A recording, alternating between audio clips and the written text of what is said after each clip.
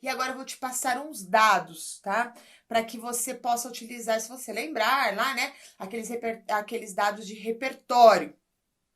Então, só para você ter uma ideia. No Brasil, nós temos 16,7 milhões de domicílios que vivem com até 2 salários mínimos. Dois, tá? São milhões de pessoas que transitam entre o desemprego aberto e o oculto, tá? E trabalhos com horas insuficientes por conta da. Por quê? Porque trabalham por conta própria ou são os informais, tá? Que é a nossa cara brasileira, assim, informal no trabalho, tá? Esse cenário ele se aprofunda quando eles se combinam com dimensões, olha que interessante, de gênero, de raça, de faixa etária e de regiões. Então também isso aí é uma questão importante de ser analisado, porque o Brasil é um país muito heterogêneo nas suas regiões e a gente sabe que existe diferença de salário de tudo entre as raças, entre brancos e negros, por exemplo. Tá? Bom, em 2019, a população na força de trabalho era de 106,2 milhões de pessoas, sendo que 11,6 milhões se encontravam sem ocupação, ou seja, desemprego aberto, que eu falei.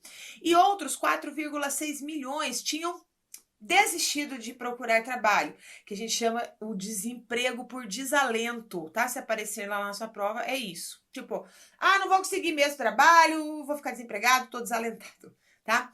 Bom, tudo isso totaliza 16,2 milhões de pessoas, tá? Isso são os dados do quarto trimestre de 2019 do PNAD contínua. A gente tá falando de lá ainda. Ou seja, eu tô te passando números antes da pandemia, só para você conseguir configurar quão complexo é tudo isso que a gente está conversando aqui. Então, olha só. Do total de pessoas inseridas no mercado de trabalho, 29% recebiam até um salário mínimo. Lembrando que quem contribui para o sistema de seguridade com um valor inferior a um salário mínimo, ou seja, 9,5% ou 8,7 milhões de pessoas que recebiam até meio salário mínimo, não tem o período computado para efeitos previdenciários e de seguro-desemprego. Olha o cenário caótico que eu estou te mostrando aqui, tá?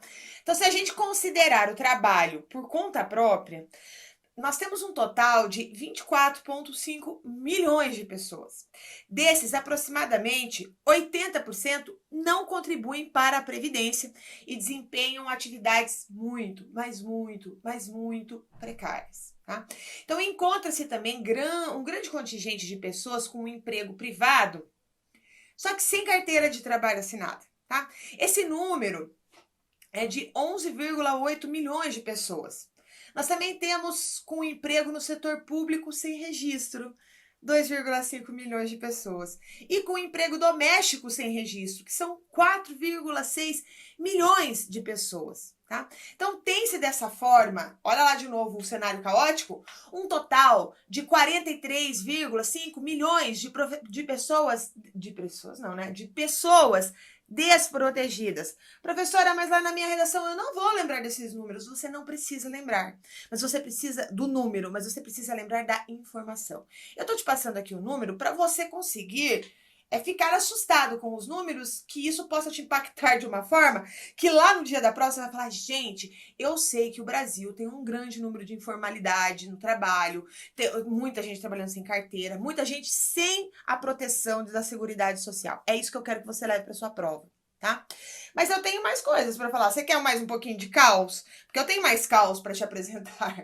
Tem algumas aulas que eu sou mais assim, né? Tipo, com alguns dados melhores, mas tem alguns que, infelizmente, como esse, tem dados bem ruins. Olha só, soma aí 6,8 milhões de subocupados, que são aqueles que trabalhavam habitualmente menos de 40 horas no seu único trabalho ou no conjunto de todos os seus trabalhos.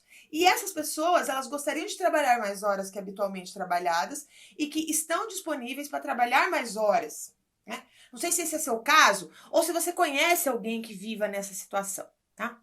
Em torno de 25,5% tinha uma jornada de até 14 horas semanais. E do total, 74% recebia até um saláriozinho mínimo. Tá? Sendo que entre as mulheres negras, o percentual alcança 84,2%, indicando uma situação de não contribuição previdenciária. Quer mais? Calma aí que tem mais. O país possui 26,1 milhões de trabalhadores subutilizados. Lá naquele dado que eu te falei do quarto trimestre de 2019, a taxa de subutilização da força de trabalho era de 23%.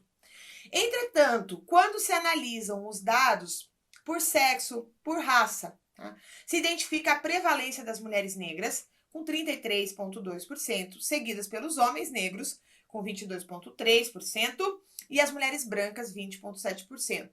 A menor taxa entre os homens brancos, 14,2%. Então, quando a gente olha, por exemplo, para alguns estados do Nordeste, os números eles são ainda mais desfavoráveis aos trabalhadores. Professora, eu tenho que lembrar dessas porcentagens? Não, vale a mesma coisa que eu te falei antes.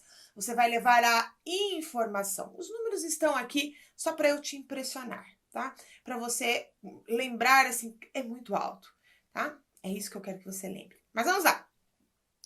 Entre as ocupações por conta própria, né, se sobressaem justamente aquelas que, diante da crise, expõem ainda mais a vulnerabilidade dos trabalhadores. Você quer um exemplo? Fica melhor para você um exemplo? Eu vou te dar um exemplo. Aqui você até pode levar lá para sua prova. Comerciante de loja. O pessoal está dentro de casa, vai fazer o que na loja? Pedreiros, vendedores a domicílios, condutores de automóveis, motoristas de táxi, tá todo mundo em casa, vai trabalhar quem vai andar de táxi? Cabeleireiros, né, especialistas em beleza, porque as pessoas costumam, em épocas de crise, cortar determinados gastos. E aí essa galera aí começa a sofrer muito, né? Então por quê? Porque são ocupações caracterizadas justamente pelos serviços pessoais e são as primeiras a serem afetadas pelo afastamento social. Então, dessas, 43,3% realizava atividade em local designado pelo empregador e 24% em veículo automotor e via pública. Então, de todas as faixas de renda média mensal, a maior concentração de pessoas por conta própria se encontra no grupo de até 2 saláriozinhos mínimos. Dois salários mínimos. E além disso, as medidas de crédito que foram anunciadas pelo governo, que com certeza você acompanhou, né? Elas contemplam basicamente empresas com faturamento superior a 360 mil reais, o que exclui a maioria das micro e pequenas empresas, tá? E a totalidade dos microempreendedores individuais, cujo faturamento não pode exceder a 81 mil reais. Entende o drama? Então, microempresas também entraram na mesma situação que o indivíduo. Também quero te falar aqui que a situação pode assumir contornos mais dramáticos. Ah, é, Carla? É. Principalmente para as micro e pequenas empresas, porque do total de 3,8 milhões em 2018, que são os dados da RAIS, tá? 83,6% concentra até 9 empregados. E além disso, 47,7% dos trabalhadores formais se encontram em empresas de até 99 empregados. Contudo, quando incluídos os MEIs, que é aquele, né, o microempreendedores individuais, fica-se com mais de 9,4 milhões, segundo os dados do Portal Empreendedor do final de 2019.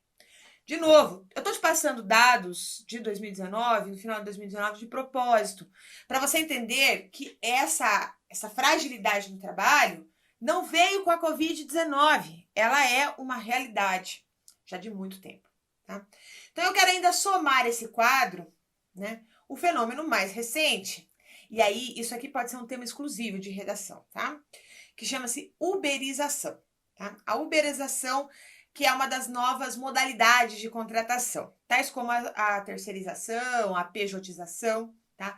E elas trazem consigo grandes desafios à realidade do trabalho e cujas implicações se agravam nessa conjuntura.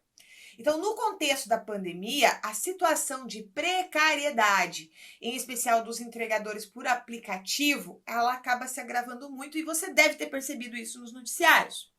Então, com o isolamento domiciliar, em muito se amplia o número de pessoas que passam a se apoiar em serviços de delivery, colocando-os na linha de frente de distribuição, em especial os motofrentistas e os bike boys, principalmente nas metrópoles.